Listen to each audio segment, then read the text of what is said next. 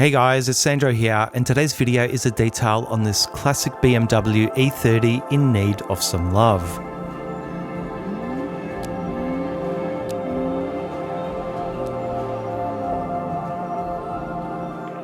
Back in the 80s and 90s, the 3 Series E30 was just a great reflection of motoring excellence being solidly built, with nice handling, a punchy engine for its time, and great styling, all of which made it a huge success for BMW.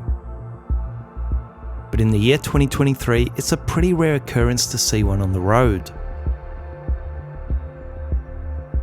So from my perspective, it was a great appealing prospect to have this largely untouched example of an original E30 roll into the shop and undertake this process of giving it quite a nice refresh to get it looking a little closer to its former glory.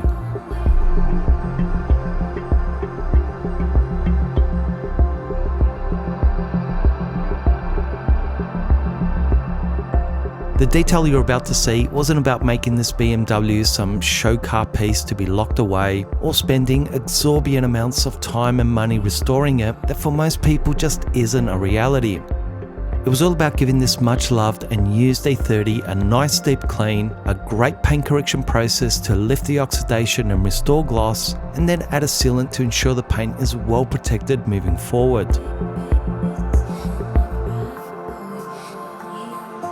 I'll try and talk you through the process that you'll hopefully see is something a lot of classic car owners can do for themselves, and as always, I'll try and list the products used in the description box.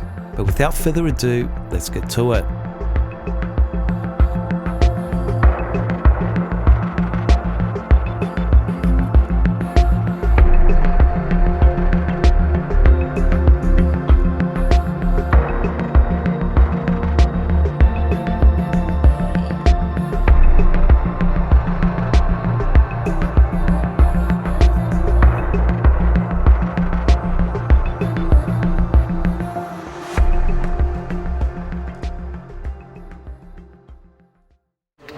Recording. The wheels were the first area to be cleaned. I filled a bucket with a dilution of my strip car soap and a variety of wheel cleaning brushes.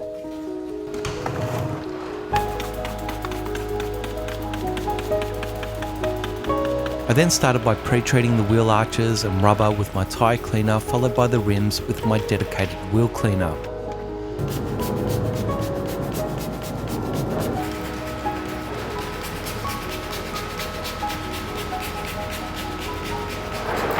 I allowed the chemicals to dwell for a few minutes to start breaking down the grime before giving the area a thorough pressure rinse down.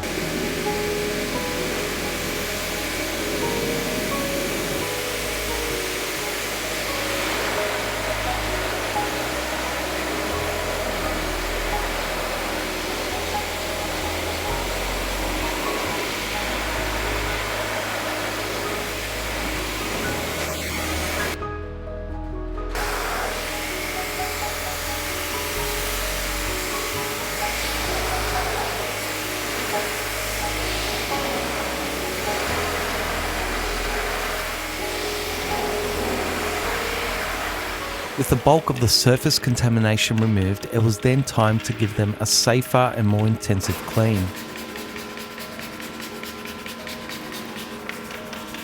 I once again applied my chemicals, and as they continued to dwell, I started with the arch wells using my long wheel brush, followed by the tyre walls using a stiff, short bristle brush.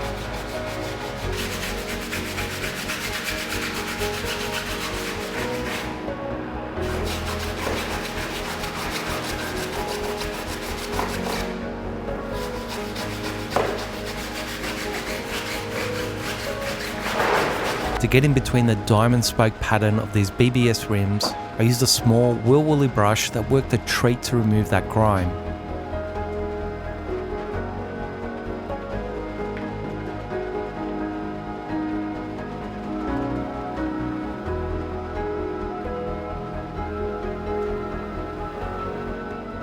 And that was followed by using a small detailing brush to clean the outer rim face.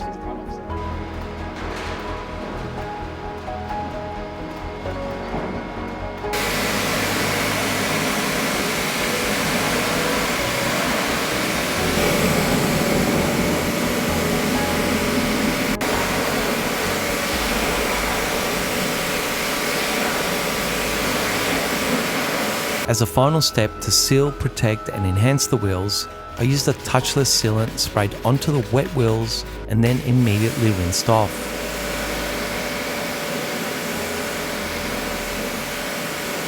I think for a relatively quick and easy wheel cleaning and sealing process, the result was pretty fantastic considering how dirty they were to start with.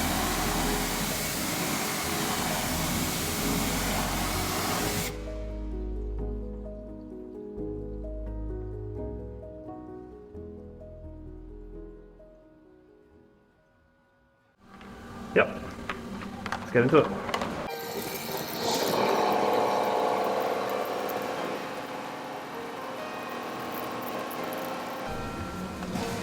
Release the air. Next up was a chemical pre-treatment. This stage is all about starting to soften, dissolve and lift the surface contamination from the vehicle. I used an iron and traffic film remover and a couple of cordless electric spray bottles to apply a layer of the chemical all over the vehicle's exterior and allow it to sit and start that decontamination process.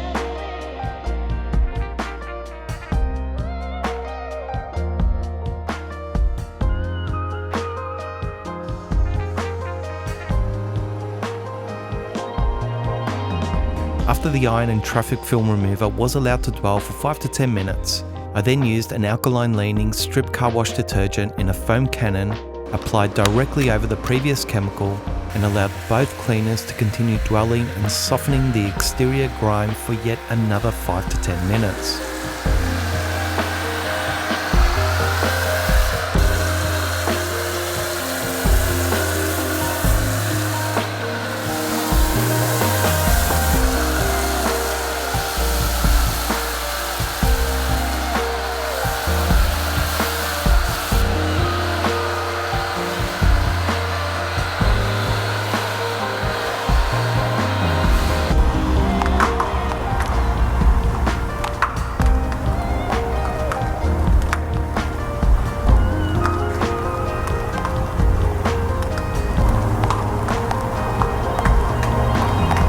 It was then time to give the whole car an extremely thorough pressure rinse down.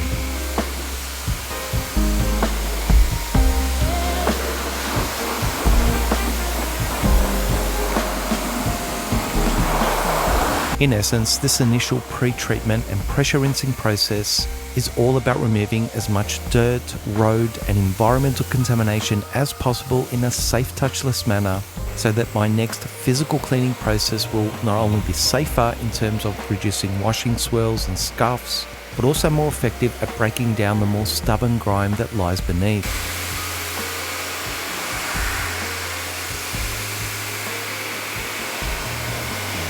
This is also a great opportunity to also blast away those cobwebs, trapped leaves and built up dirt clumps in those trims and panel seams.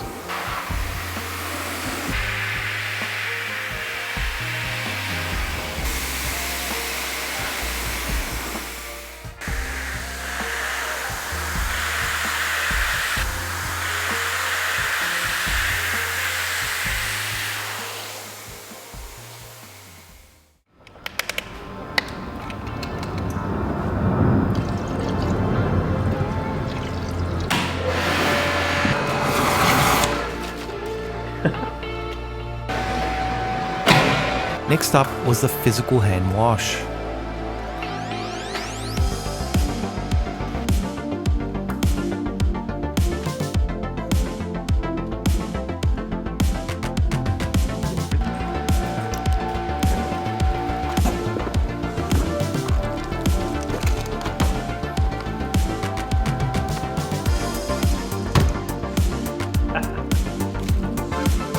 Here I used a dilution of an acid-leaning strip car wash detergent together with a couple of microfiber wash mitts to give the entire vehicle a top to bottom intensive hand wash clean.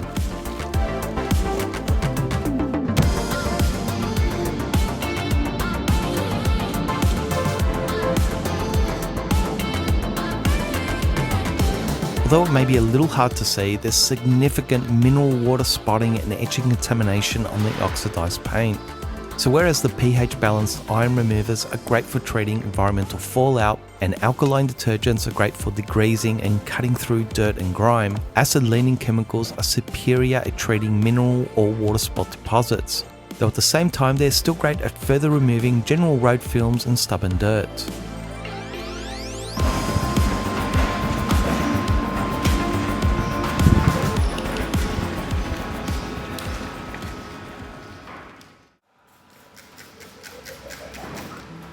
Some areas such as grills, headlight surrounds, window sills and other intricate trims are difficult to sufficiently clean with a large wash mitt.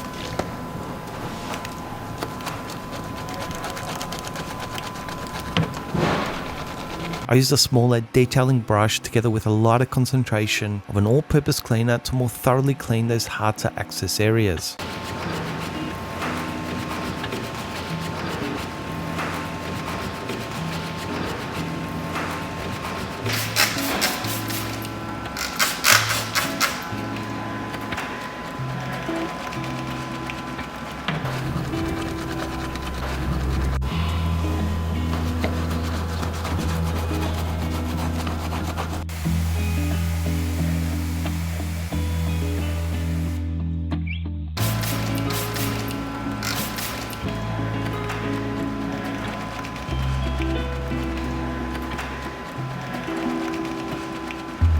The exhaust tip was also given a nice intensive clean using a metal polishing soap.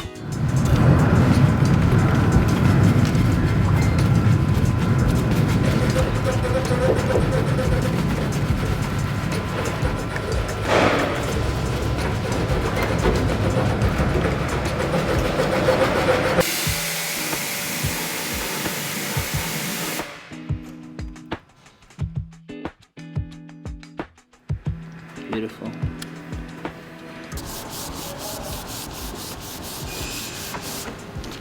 After further inspecting the paint and trims, it became quite obvious that a mechanical claying stage would be needed to remove larger bonded fallout particles that cleaning chemicals alone weren't able to entirely remove.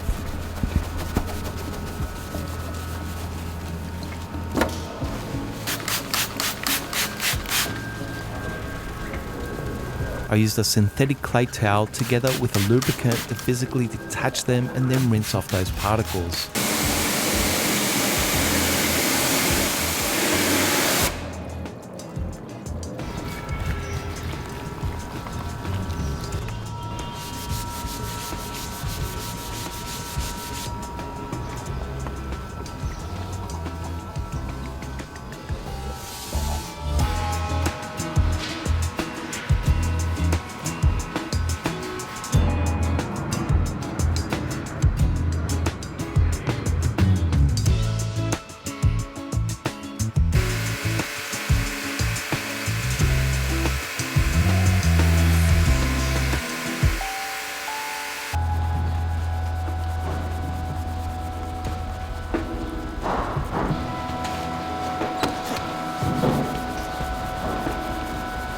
The car was then given a final rinse and dried off in preparation for the next polishing stage.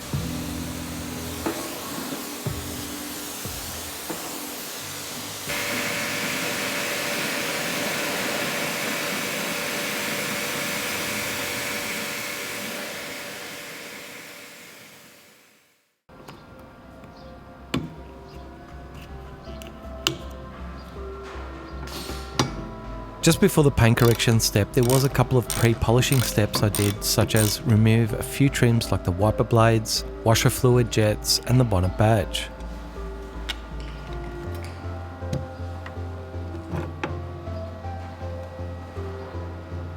Yep, wrong. I then did an IPA wipe to remove any lingering chemical residue or water streaks in the finish.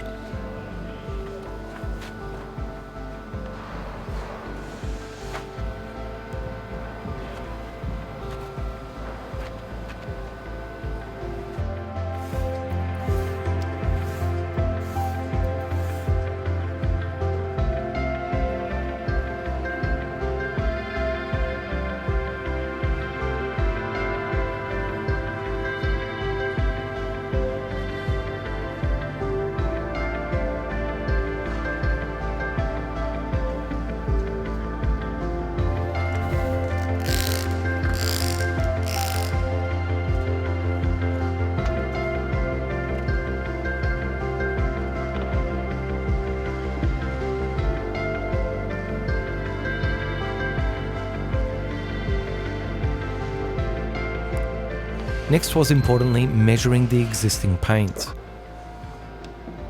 Now in some areas the paint was quite a good thickness, measuring up to about 140 microns, but unfortunately in many other areas the readings were as low as 70 to 80 microns. And as a responsible detailer, it's always the lower readings you need to base your correction process on.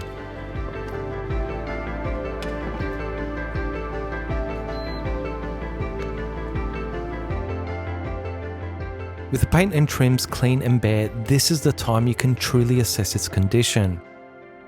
I'll start by saying that I was really impressed at just how much better the car looked now with the fallout, road grime, tar deposits, pollen and tree sap removed during the wash and decontamination stage. It was actually way better than I anticipated. Now the main defect on this paint is quite obviously extreme levels of UV oxidation that's made this paint look dull and matte in appearance. But when we look a little beyond that, there's so many swirls and more importantly deeper scratches that will be more difficult to safely remove. I could also see dozens of water etchings, many of which have eaten their way deep into the paint, along with what looks to be chemical staining and etchings on multiple panels. Most of the black, chrome and clear plastics are also oxidized, scratched and water etched to quite a significant degree.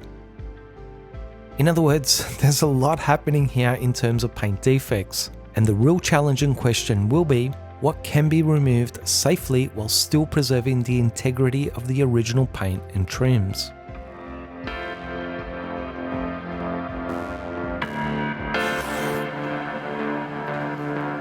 Next up was masking many of the plastic and rubber trims to protect them during polishing. I'll pull it that way, I'll walk around.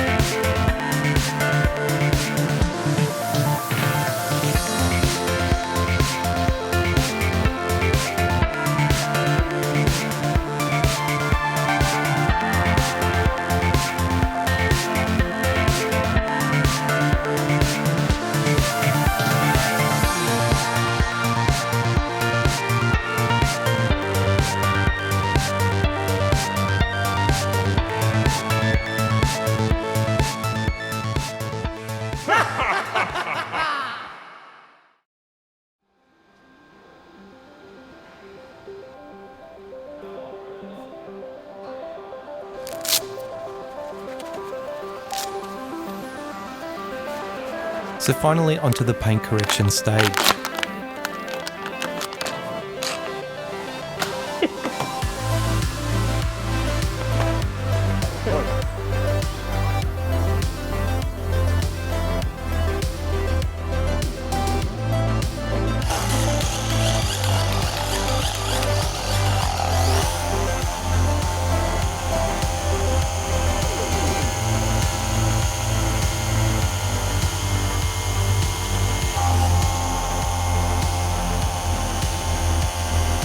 Although deep cleaning a vehicle is a vital part prior to polishing paint, it's only the paint correction stage that can actually remove paint defects like oxidation and scratches, as well as restore gloss.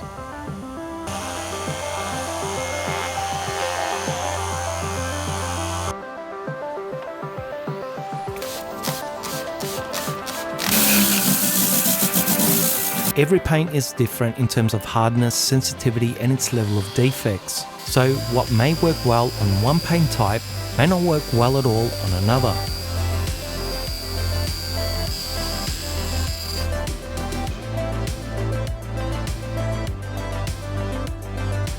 I started by doing a few test sections with various compounds, pads and machines to gauge what the paint was like to correct and the sort of result or outcome that was possible.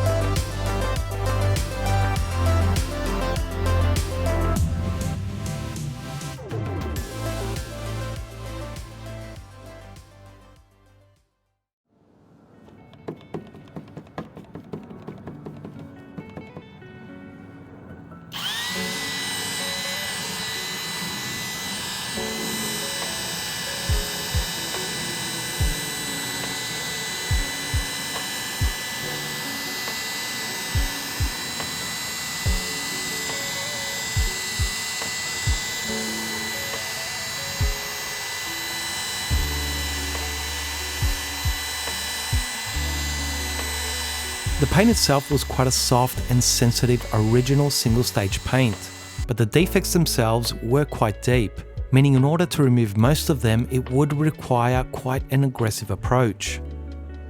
This was actually the source of a little conflict in terms of deciding what was the most appropriate or respectful way to proceed. The real question became how much of the original paint am I willing to sacrifice?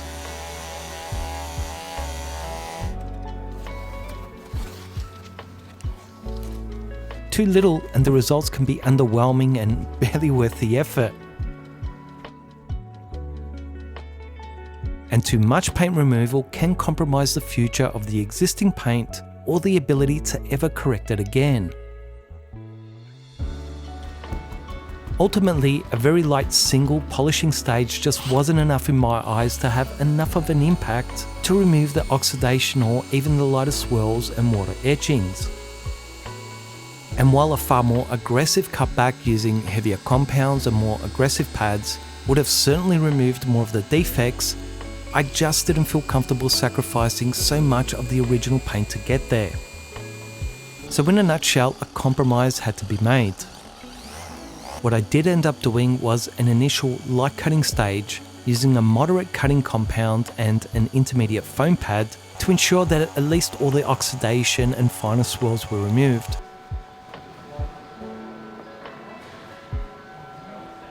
Followed by a polishing enhancement stage using a fine cut polish and a foam finishing pad to restore as much gloss and saturation back into the finish. And I think that was the right balance and choice to make.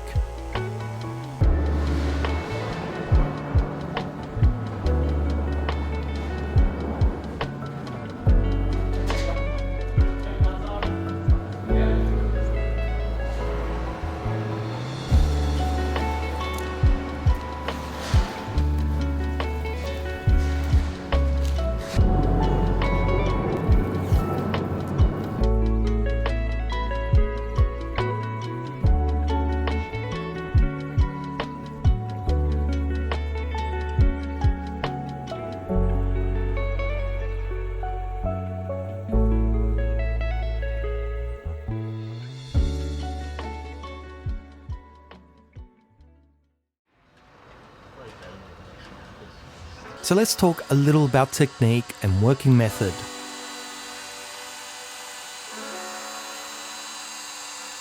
I'd like to start by using my smaller pads and machines to correct the intricate areas.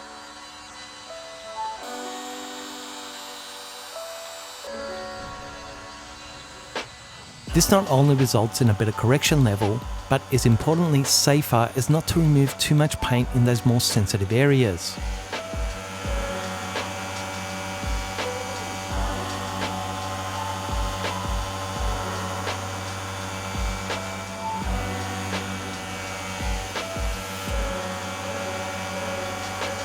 Once all the edge cutting work was complete, I then grabbed my larger machine and pads to finish the flat work of the panel area, which is certainly a more efficient choice for those larger areas.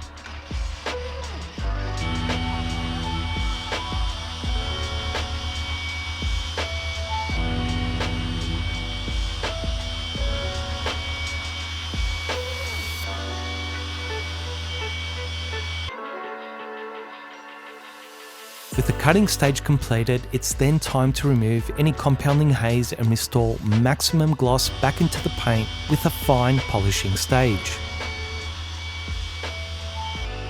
In most cases, I don't need to use as many smaller machines or pads in this process, as refining paint doesn't require the same level of aggression or intricacy as cutting back paint defects.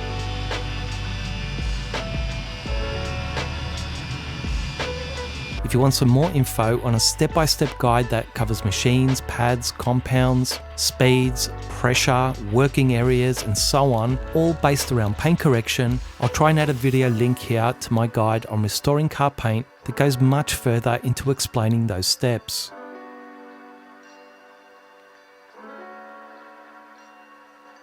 Now, the finish and result was by no means perfect or a high-end job based on what can be achieved. But I think it's safe to say that it was a dramatic improvement.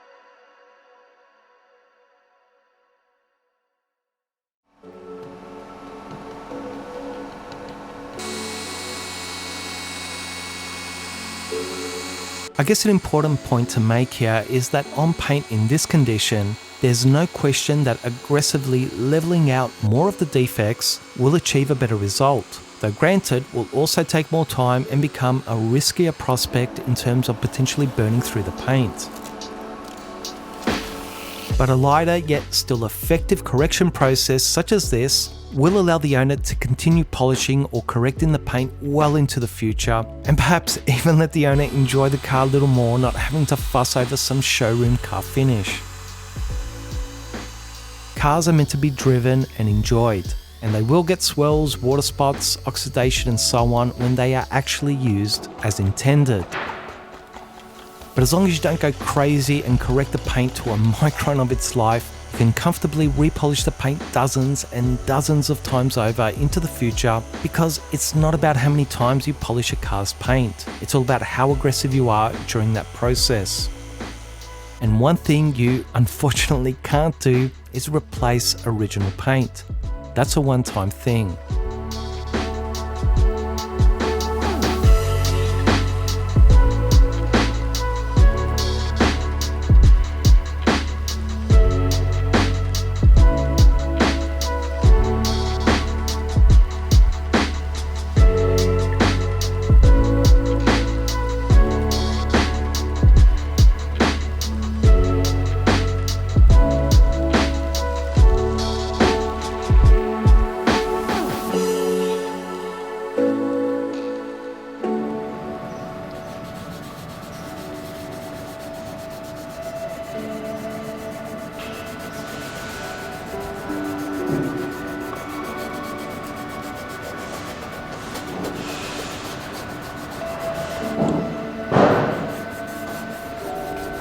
Detailing, as the name suggests, is all about the details. So apart from polishing the actual red paint, many of the clear and gloss plastics were also corrected to remove the swirls, water spots and restore their finish.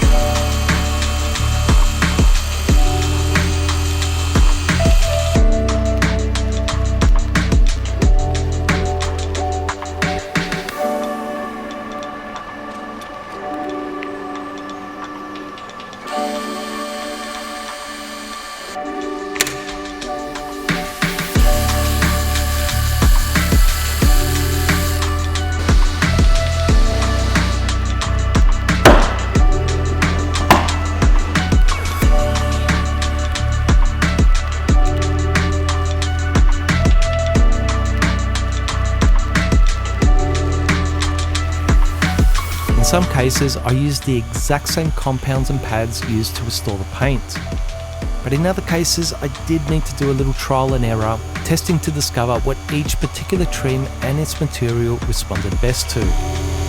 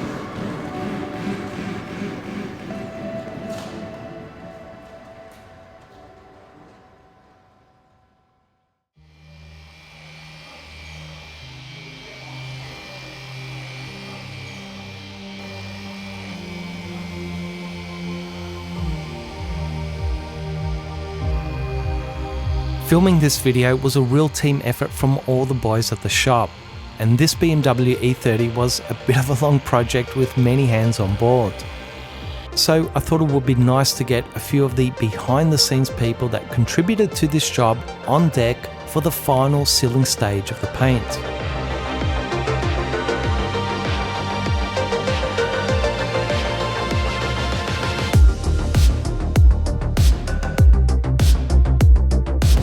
We used Scholl Concepts W6 black paint sealant, machine applied over the paint using a soft wax application foam pad on dual action polishers.